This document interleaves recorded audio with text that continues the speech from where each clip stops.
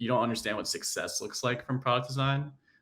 But at DraftKings, we have really defined a lot of those. Here, we need to really validate these ideas. We need to talk to our users. We test, we learn. And I felt like I've like 10x'd from when I started to where I am now, just because of how many different things we touch working here.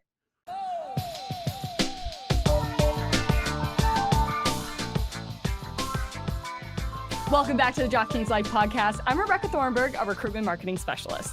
And I'm Max DeMorte, talent acquisition specialist. And we are your hosts. And today's episode, we are talking with two product designers. They help create the look and feel of our products for our customers.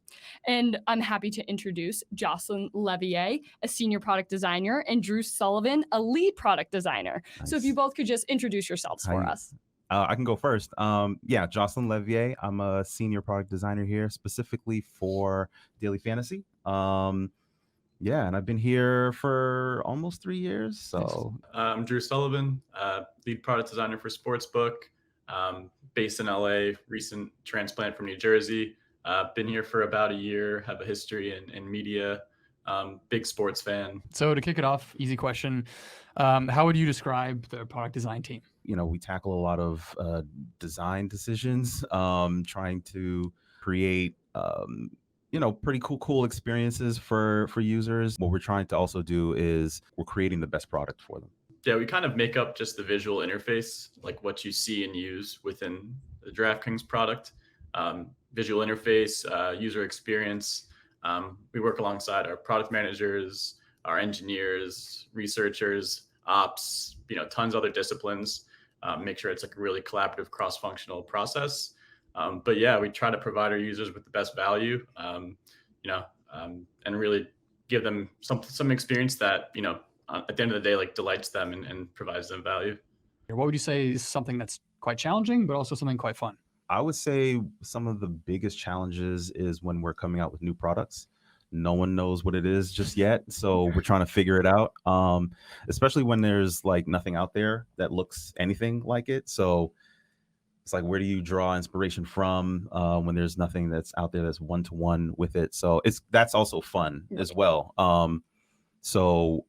Bouncing ideas off of each other, brainstorming is pretty cool.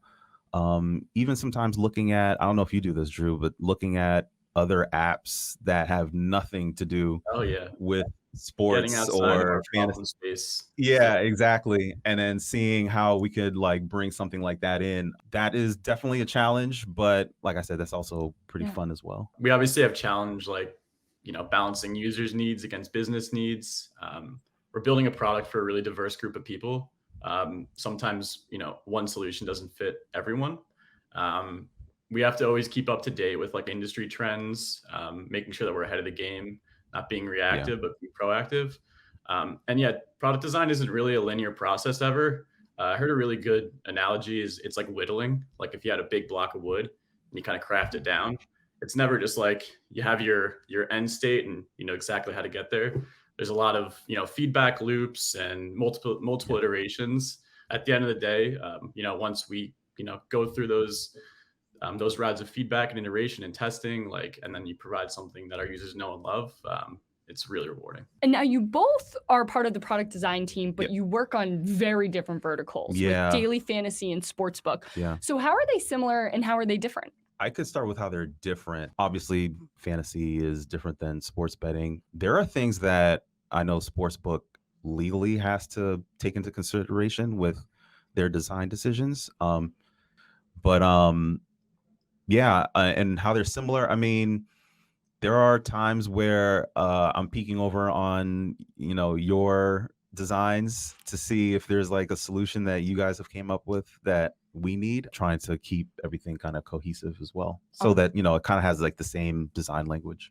Yeah. And that's a goal we're working towards, to get that design language throughout the suite, but it's an iterative process too. I think process wise though, from the team, we work similarly. We're involved with user research, we're involved working with engineers and our PMs. But there are just different design decisions that need to be made for our users, especially around the content that they're engaging with. And we need to just be really thoughtful about maybe one approach doesn't work for Sportsbook, which works for DFS. We had a recent feature that we just collaborated on, which is really cool, like a tracking feature. So when you go cross product, you kind of get that holistic sense, and we're really trying to align when we can. But yeah, it's kind of on our own spaces, but where it makes sense to, we come together. Yeah, and it's not uncommon too for like us to work in each other's vertical. So we might have like other product designers from other verticals, help us out. I've worked on some sportsbook stuff. I'm not a sportsbook expert at all.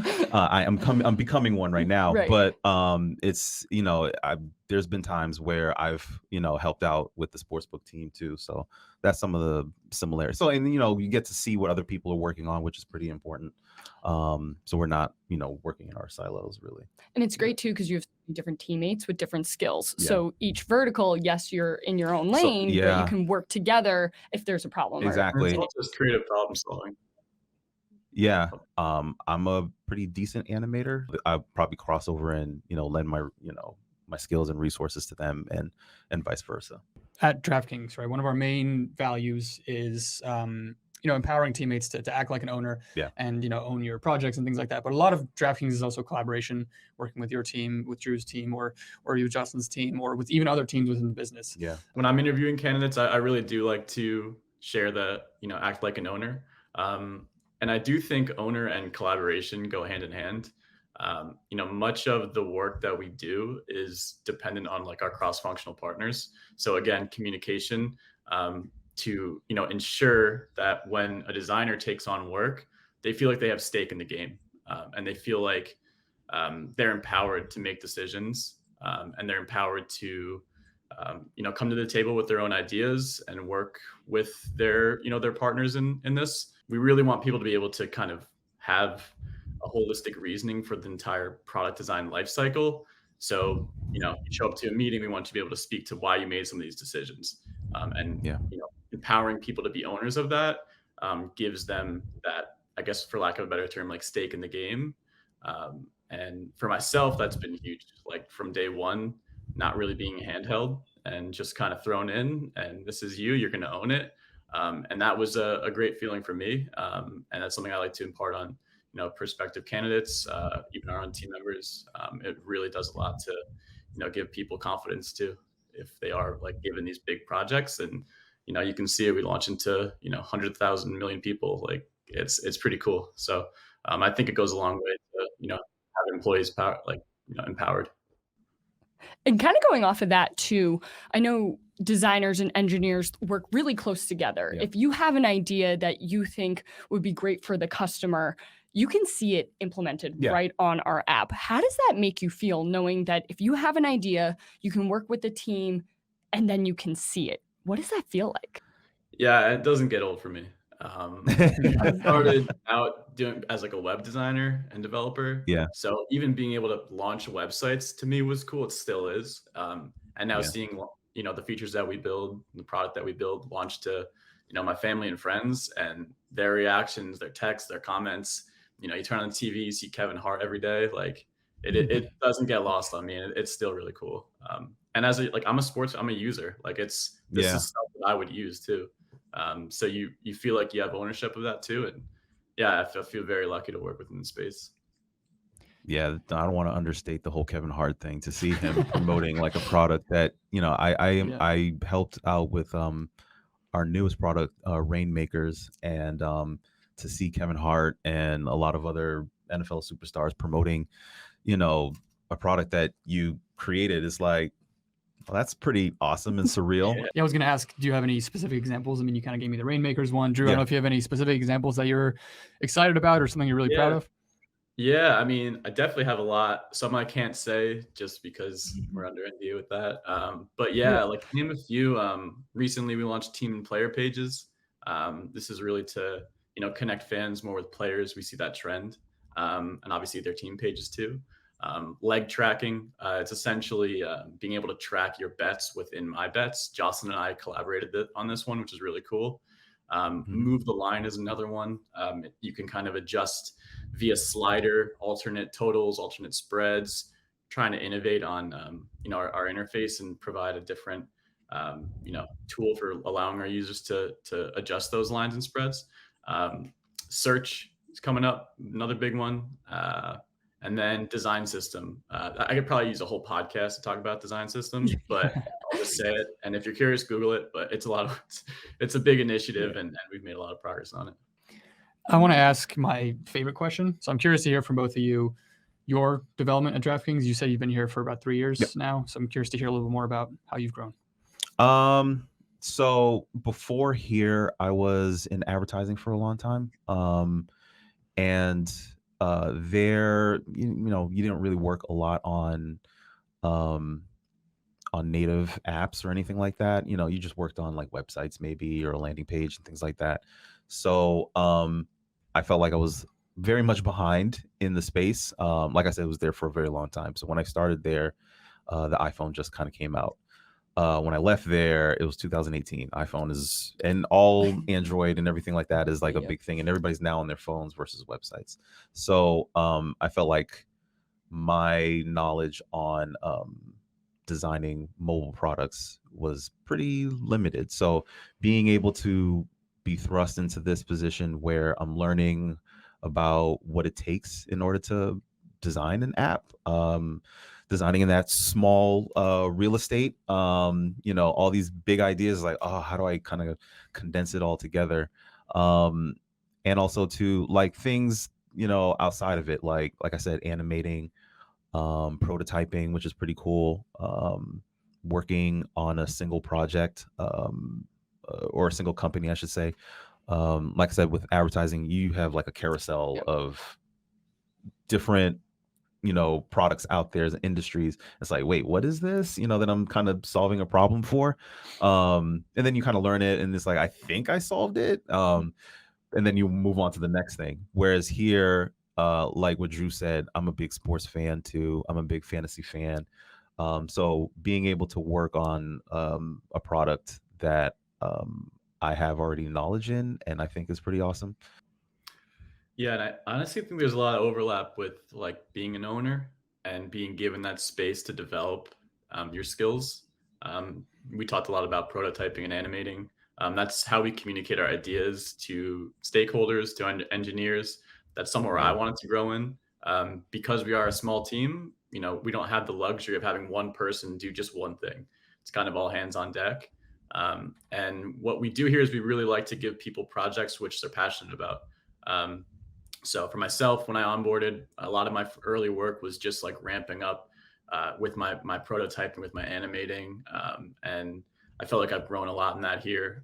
But yeah, seeing a project from start to finish, you're involved in every aspect of the product design lifecycle. So you're growing in everything. Previous companies, sometimes, when I was at a media company for years, there's not a lot of good process. You're not necessarily talking to your users. You don't have anything to measure against the test. You don't understand what success looks like from product design. But at DraftKings, we have really defined a lot of those. So it seems more objective than subjective, our work, which in agency work can oftentimes just feel subjective. You're just designing it because you like this gradient. Here, we need to really validate these ideas. We need to talk to our users. We test, we learn, kind of like that whittling example I used. And if there's one part of that really resonates with you, like lean into that. So I encourage our team members to, if they're really into like visual design, really drive forward on that. If they're into design system, communicating with engineers, obviously we have to do kind of everything because we are a small team, but if you want to lead the charge on any of those, they have the opportunity to do so. And I felt like I've like 10x'd from when I started to where I am now, just because of how many different things we touched working here. That's so great to hear. Yeah. And final question I wanted to ask, what makes you so excited to come into work, to be able to work on those products? I mean, I think I kind of answered it. Like, I love sports. I kind of just really like what I do and the industry that I'm in. So it doesn't really feel like work sometimes because it's exactly passionate space. Like I said, I feel very lucky to be here. Just because you're passionate about it, it really makes you want to bring the best product to the people that you're serving, right? And before I started here, I was using DraftKings. So like I don't want to say I'm designing for myself because I'm never trying to do that, but like yeah, at the end of the day, like I'm designing for my friends, my family, like people who use the product, and I don't take that lightly.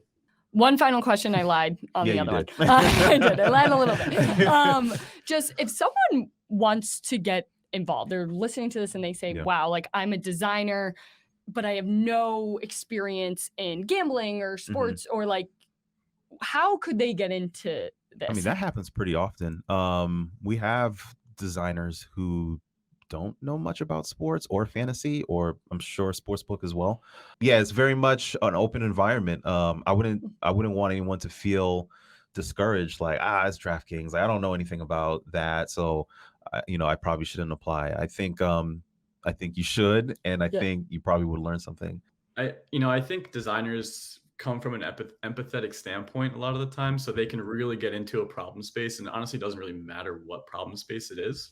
I think having passion helps that, but we have plenty of designers who aren't sports fans, aren't into gambling, whatever.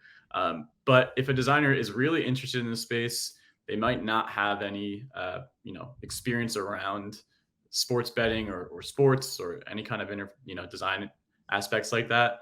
I mean, something that helped me early on is I just made my own side projects and started making my own apps, not coding them, but just designing them, prototyping them, showing how I would maybe build something like this if I was given the opportunity.